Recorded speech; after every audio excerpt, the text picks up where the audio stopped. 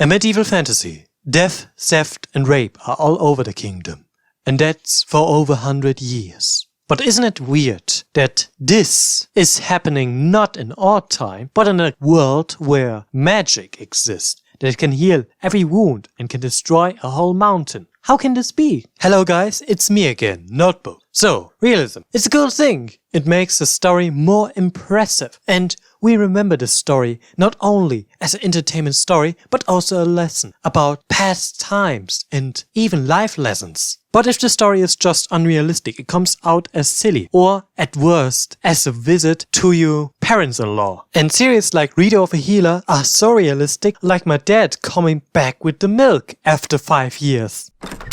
Are you winning, son? Damn it, Dad, you ruined my joke. But how does a story become realistic without becoming silly or too edgy? Well, there's only one point you need to understand. And that is, understand history by reading about it. If you don't do this, your story will be hollow and too edgy. So let's take a look at Reader of a Healer. Okay, let's see. Oh my goodness. This story is so unrealistic. Let's take an example. Point number 1. They live in a world with magic that can heal everything and can destroy a mountain. But apparently, everything is the same as in our time when magic existed. I mean, if an artist had more color than blue, he would draw more paintings and would sell them and become more famous. The same thing could be said about this world. They have magic to use and don't use it to improve their world, improve their traits and their warfares. But apparently it just looks like a normal medieval time period. Wait, it isn't even a normal looking medieval time period because everything is too clean in this world. What happened to the rats? What happened to the diseases? What happened to the fact that families must produce at least 8 children to make sure that their name survives? Because 50% of the children in the medieval ages died of certain diseases. Because they couldn't develop an immune system. But what really annoys me is the fact that simple villages are as clean as the street of the nobles. How the hell could this happen? Back in the days, the farmer lived with their animals in a house. I repeat, they lived in a house with their animals. They needed to poop and all that. So the streets were all dirty, which is why there were so many diseases, so many rats. So why the hell isn't this the case in Reader of a Healer? Can they use magic to make sure that their houses are clean? Because that's the only explanation I have besides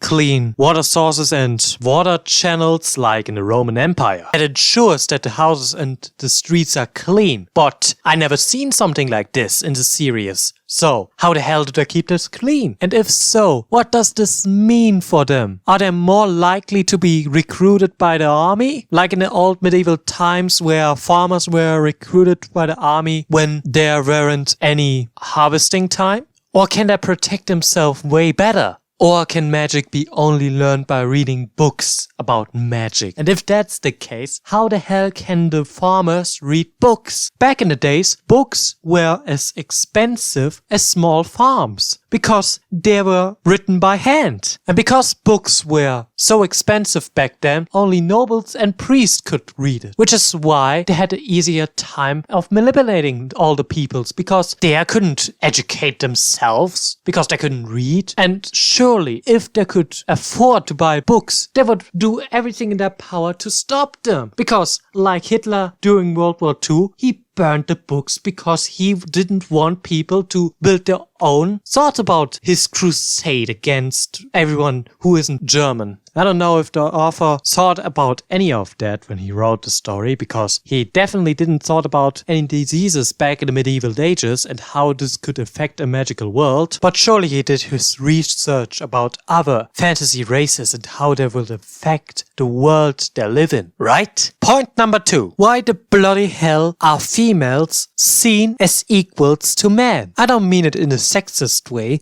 but back in the days, women were seen as weaker than men, and therefore they must obedient the man. They stay back at home, tend to their children, and make the food. So why the bloody hell are there female knights and female rulers, or upcoming rulers? Point number 3. There are so many fantasy races: demons, beastmen, humans, and most likely fairies. And apparently something like the fall of the Roman Empire has occurred because they are currently in a dark age. And like back in old days, there will be some power vacuums and everyone wants a piece of a cake. But that has some problems because, like we already know, this conflict, these wars are 100 years old or even older. So why the bloody hell aren't they stopping their wars? I mean, they're losing a lot of resources, they're losing a lot of soldiers, they're losing a lot of money, and they're losing a lot of territory. And most importantly, they lose the trust of the people. If the people do not trust you as a king or as the rightful ruler, seen from God, they will start to riot. But not just the normal people, but also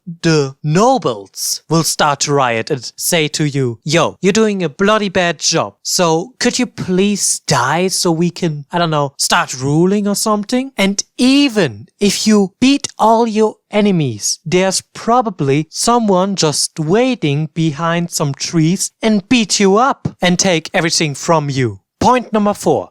Why the bloody hell can't the nobles use magic?